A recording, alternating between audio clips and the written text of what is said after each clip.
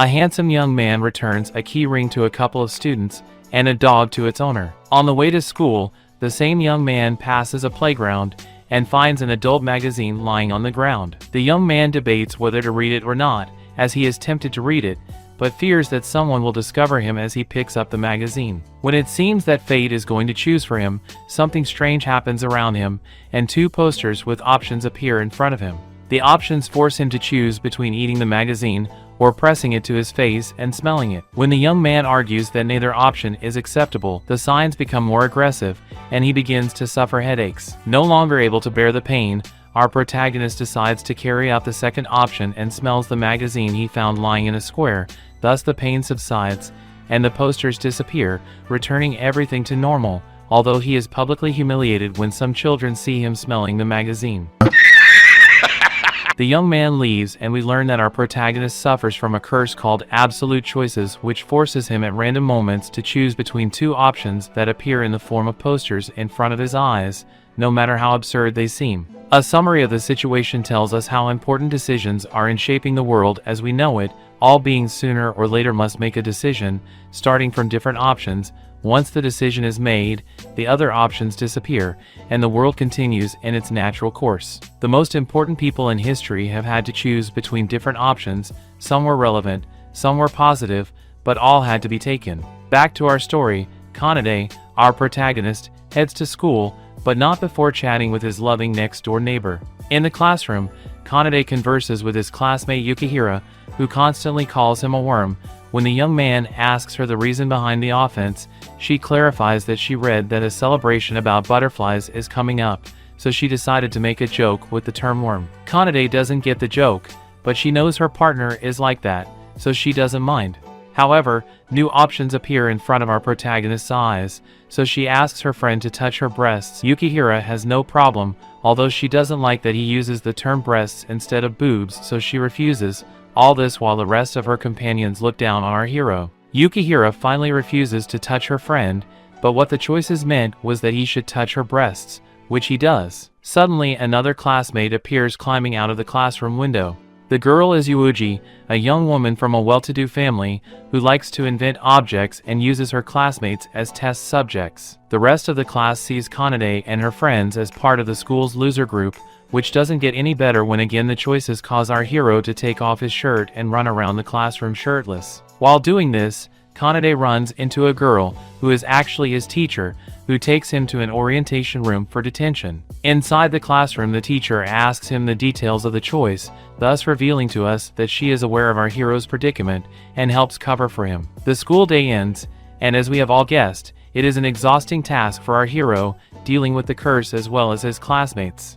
At home, life is no easier, and the choices force him to embrace his neighbor. When the day seems to come to an end, other options appear, and because of our protagonist's choice, a beautiful young woman falls from the sky on top of him. The next day, the young girl wakes up on Kanade's couch. Our hero is not comfortable with the situation, and less with the idea that she seems to know him, and asks for explanations, and tells her not to get too comfortable, but the girl replies that she is hungry. During breakfast, the young girl reveals that she has amnesia, so she does not remember her name, so for the time being, she is baptized as Chocolate, due to her fondness for the chocolate she stole from our hero. Chocolate tells our protagonist that his mission is to help him eliminate his curse of absolute decisions. Excited by the idea of freeing himself from the curse, Kanade asks Chocolate the details to achieve the goal, but the young woman does not know the answer, and tells him that the one who really knows the answer is none other than God. Suddenly, Kanade's phone rings,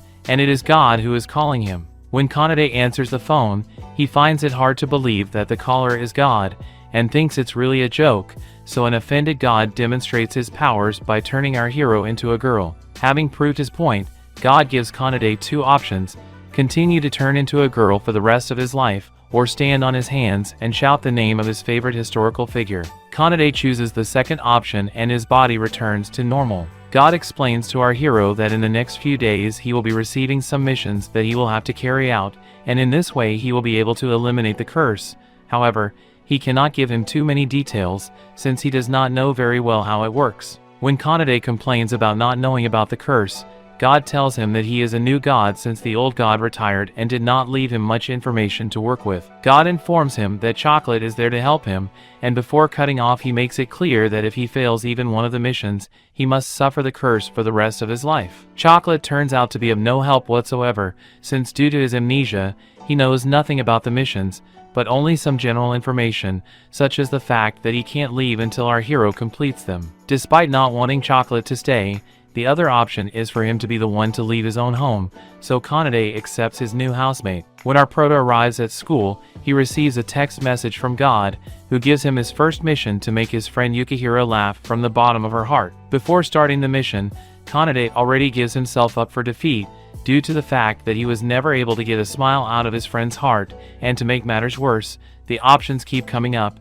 humiliating him in front of the rest of the class, by having to scream like a pig on the teacher's desk. This angers Yukihira, who considers that our hero is stealing her style of humor, so she decides to give him a trial in class. Since these people apparently don't have real classes, her classmates agree, with Yuuji officiating as judge. The teacher interrupts the trial and takes Kanade to the orientation room, where she again covers our hero, and it is revealed that she also suffered from the curse, but is forbidden to reveal to the young man how to eliminate it, although she warns him to take the mission seriously. Chocolate tries to help Kanade by giving him a book with instructions on how to tickle, but the young man says it won't work. The next day, Kanade must make her friend laugh, as it is the deadline to fulfill her mission, but despite her efforts, she can't get a smile out of her friend. Yukihira leaves and Kanade follows her to the school terrace, where she discovers her friend crying. On the school terrace, Yukihira hits Kanade when she discovers that the young man was spying on her. When he wakes up, Kanade apologizes to her friend and offers her a banana that Chocolate had given her the day before. However, the banana is overripe and falls apart in our prota's hand. Tries to look for the book with the tickling instructions without success, and Yukihira retreats. Desperate, Kanade runs to meet her only to slip on the banana peel, causing her friend to laugh, and thus completing the first mission. The next day, Kanade wakes up only to find Chocolate sleeping next to him, talking in her sleep. Our hero wakes her up and receives another mission from God, who this time asks him to look at the underwear of his classmate Yawaka's Kanagi. At school, Kanade is reunited with Yukihira, who apologizes for laughing at him, and crosses paths with Yuuji, who is accompanied by Yawaka's, an awkward young girl who happens to be one of the school's most popular students and the target of his new mission. While conversing with Yawaka's, Kanade, compelled by the appearance of two options, directly asks the young woman to show him her underwear, for which he is beaten up by the young woman's fan club. In the classroom, while recovering from the beating, Kanade explains to Yuuji that she needs to see her friend's underwear, and assures her that it is not for any indecent reason. The two converse, when Yawaka's asks to speak to our Pertoa in private, and tells him that although she is not angry, she has decided that her underwear will only be seen by the person she loves. Kanade understands the situation, but because of the choices, he insists on seeing them, so he is again attacked by Yawaka's bodyguard. After the beating, Yuuji approaches the defeated Kanade and offers to help him in his mission, just for the sake of doing something fun. At home, Kanade talks to Chocolate, who doesn't understand the concept of personal space, apparently, and tells him that Yuuji's plan is to implement it by being close to Yawaka's, since the young woman is prone to falling on the floor constantly, so it's only a matter of time before he can see the young woman's underwear in one of those falls. The next day, Kanade, Yuuji, and Yawaka's go for a walk, and our hero not only has to deal with the humiliation of the options, he also has a hard time completing his mission, because although it is true, Yawaka's is constantly falling to the floor, there is always an external factor that prevents our carrier from seeing his companion's underwear. During a break, Kanade and Yawaka's are left alone and the young woman falls asleep, which the young man sees as an opportunity to lift her skirt, which suddenly becomes two options, to do it or not, and although for a moment he hesitates, he prefers not to do it, since he feels guilty for having spent the afternoon with the sweet young woman only with the intention of seeing her underwear. Yawaka's wakes up and suddenly a thief tries to catch them, only to be hit by Yuuji, who performs a flying kick, exposing his underwear that our hero can see. Suddenly, Kanade receives a call from God, who explains that Yuuji's underwear is actually Yawaka's, due to a mix-up in a gift delivery, so the mission is complete. Kanade thanks her friend, who runs off feeling embarrassed for exposing her underwear to her friend. Chocolate joins Kanade's class, introducing herself as his study assistant. Knowing the girl's nature, the teacher allows it, and now Chocolate is just another student. Kanade is not happy and tries to get rid of his companion, only to receive rejection from the class, who has already grown fond of the girl. Two options appear in front of our young man. One orders him to create a harem where popular students will confess their love to him, and the other simply tells him that something good will happen. Surprised that this time both options are positive, our protagonist chooses the first one. Everyone in the class adores Chocolate, and they even worry when Yukihira jokingly says that the girl is at the mercy of a pervert, but since it's her who says it, nobody realizes it's a joke and they look at him badly again. Yuuji, on the other hand, is still embarrassed for exposing her underwear but solves it by wearing shorts under her skirt from now on. Later, Kanade's choice backfires when the harem of popular students at school who fall in love with him turns out to be male students who chase him around the school. Later, our protagonist recovers in the study hall with his teacher, reminding him that once everything returns to normal, people indirectly affected by the curse lose their memories, so the students won't remember being in love with him. The teacher also asks him about his relationship with Chocolate, wondering why he keeps her close if the girl has not been helpful so far. At home, Kanade feeds Chocolate sweets while conversing with God, who confesses that he is not in control of the missions or the options, and he also doesn't know who is responsible, information that his predecessor also didn't know. The next day, at school, the class is deciding on activities when Shishimori, one of the most popular students in the school, enters the class and asks to speak with Kanade. The teacher, who couldn't care less, gives permission, lest those kids accidentally learn something at school. Shishimori comes on behalf of the student council president, Sarako Kabayakun, to invite the 5 losers, which is the nickname for the least popular students in the school, a club to which our friends belong, to a student battle. Saira also shows up and invites Kanade, Yukihira, and Yuuji to the tournament, as well as another student we haven't met yet, and leaves an empty space for them to choose the 5th. Before leaving, Saira crosses paths with Chocolate and compliments her on her otherworldly beauty. The class returns to normal, and Kanade receives a new mission from God. All the girls participating in the student battle must tell him that they love him.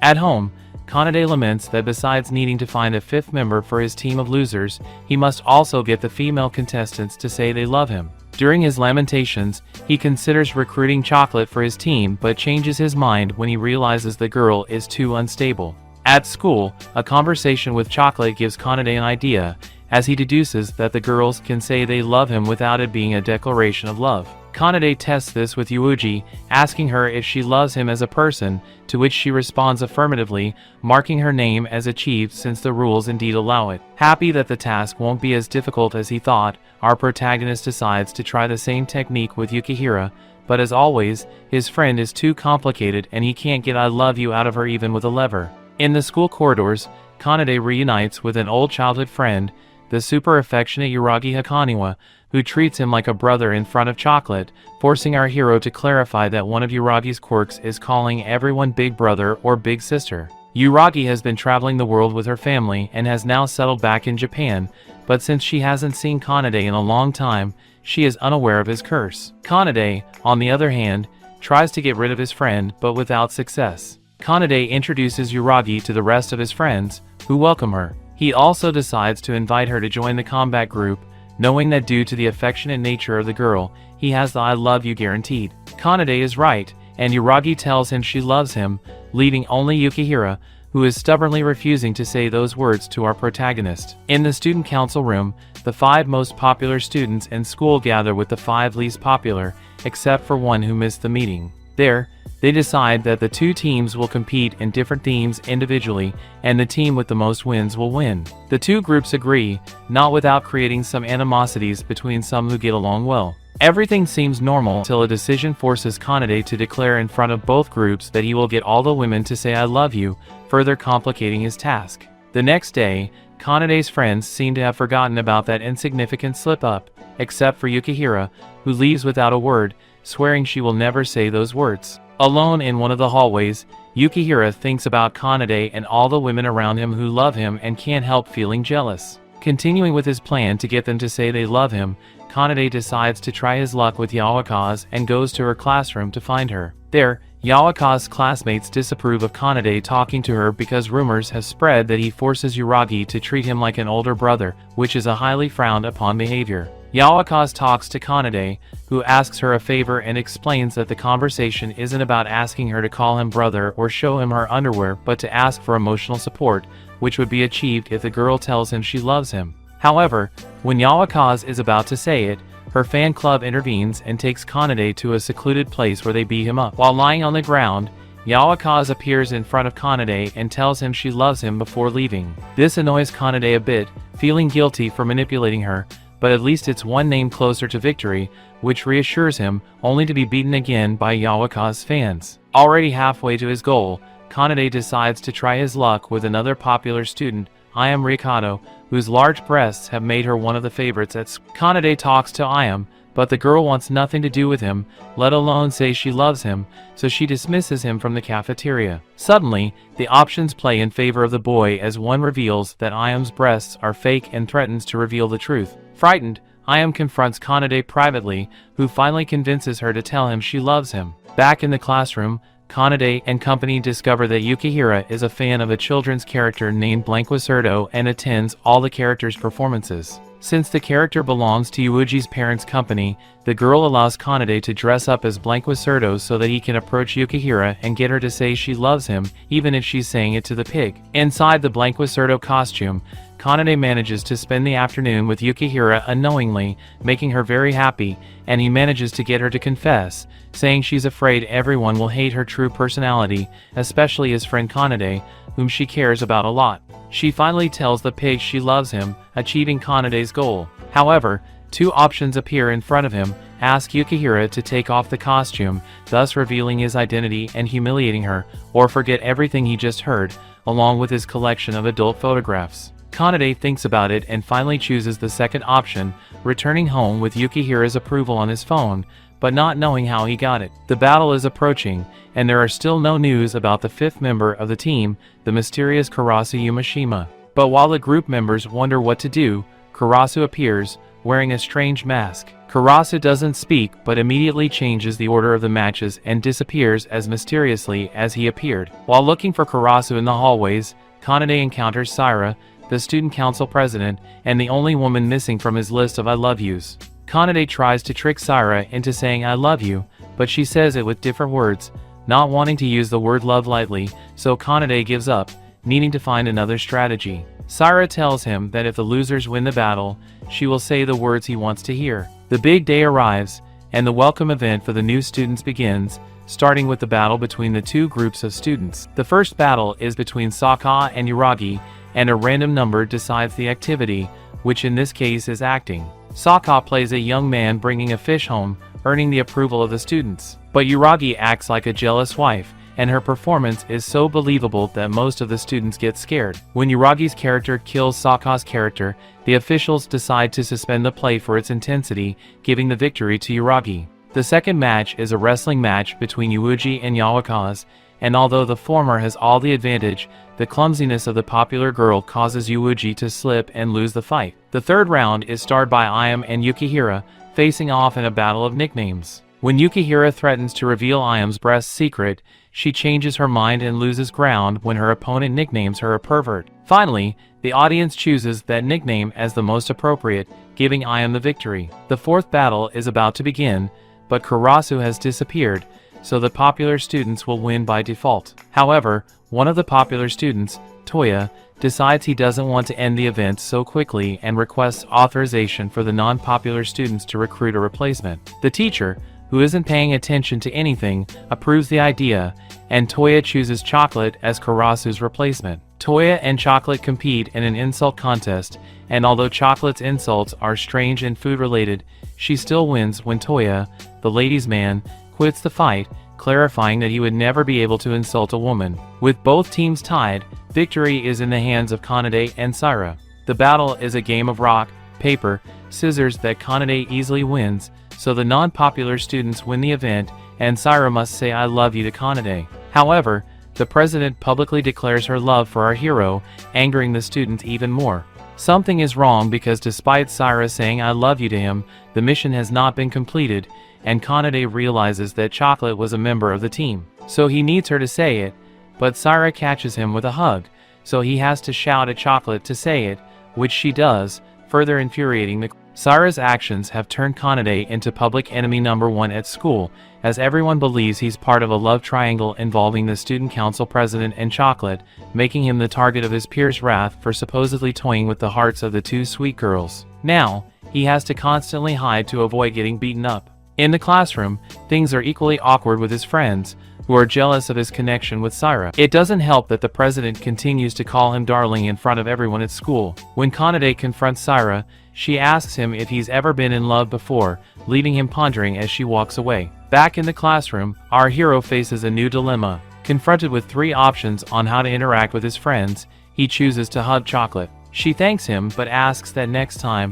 he does it in private, a comment that's misinterpreted by everyone in the room, putting Kanade back in hot water. However, Chocolate steps up to defend Kanade from the class's anger. Surprisingly, she explains that the hug helped her regain her memory. They retreat to a more private spot to talk. On the school's rooftop, Chocolate reveals that she bumped her head that morning and began regaining her memories, which were fully restored by the hug. She apologizes for her previous behavior and promises to be more helpful from now on. Their conversation is cut short when Yukihira shows up, verbally attacking Kanade, but Chocolate interprets her words as declarations of love, causing the girl to storm off back to the classroom. At Kanade's house, Chocolate's improvement continues. She's now not only capable of complex conversations but also takes on cooking dinner. After dinner, Chocolate recounts the events that led her to Kanade's home and apologizes for not being more useful earlier. With everything laid out, they decide to start afresh. However, Chocolate seems to have developed romantic feelings for Kanade and tries to kiss.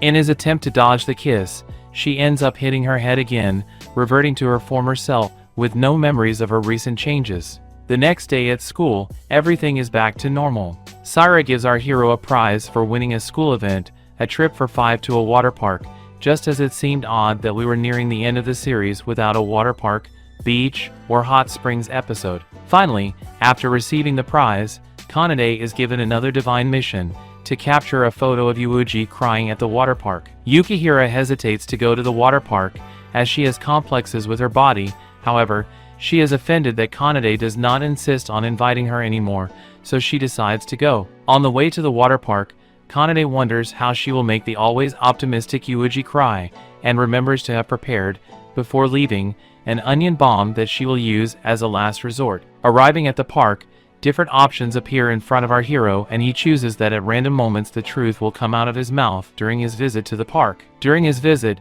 our hero is bombarded by options, which combined with the option to tell the truth, put him in embarrassing and offensive situations, attacking his friends with truth bombs at the wrong time. While the girls are having fun, Yukihira used her ticket and went to the park on her own, but seeing the other girls, she feels intimidated, not helped by the presence of the popular students who also went to the park. For some reason, Syra seems to know more than she seems to, and with her friends they try to control the chaos that Kanade's friends have unleashed in the park, which leads to different confusions. However, Kanade is too busy with his mission to deal with his friends, and tries to make Yuuji cry without much success. Finally, the young man resorts to onion extract, loading a water pistol with the liquid, but when he tries to shoot his friend, 2 options appear in front of him, forcing him to shoot himself, as the mission does not accept the boy cheating. Kanade accidentally shoots himself in the nose with the onion-loaded water, which unexpectedly makes Yuuji burst into laughter. The group decides to try a haunted attraction next,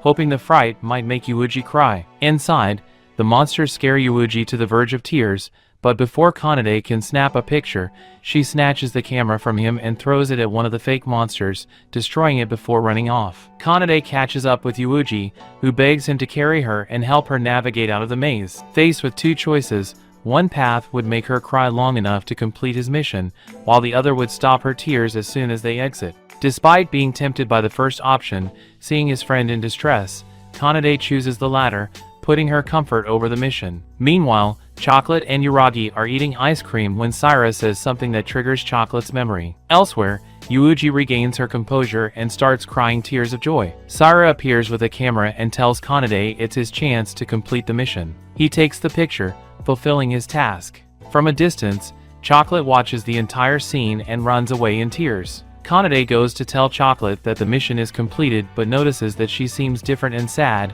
then she disappears into the crowd. Trying to understand what's happening, Kanade is approached by Saira, who reveals she knows about the curse and gives him a clue on how to break it. She asks him again if he has ever been in love. Chocolate, Yukihira, and Yuuji gather, and Chocolate admits her jealousy of their relationships with Kanade, then runs off, only to be found by Kanade. She hugs him in front of the girls, and suddenly, 4 options appear before him. The first 3 force a choice among his friends, and the 4th ominously states that something will happen. Despite his past experience that such vague options usually lead to trouble, Kanade decides not to make choices that hurt his friends and picks the 4th option. His teacher appears, and Kanade asks if she ever chose the something will happen option. She is terrified, recalling that the last time it led to a disaster. Fearing something might happen to the park, Kanade, accompanied by Chocolate, heads to the control room. On their way, they encounter all their friends. At the control room, Chocolate confesses her love over the park's PA system. Kanade responds that he cares for her too, but not in the way she wants. Chocolate accepts his affection. As they leave the control room, they discover it has started to snow. Everyone is surprised by the snow, but soon starts playing, bringing all friends closer together, a little more united thanks to Kanade's decisions.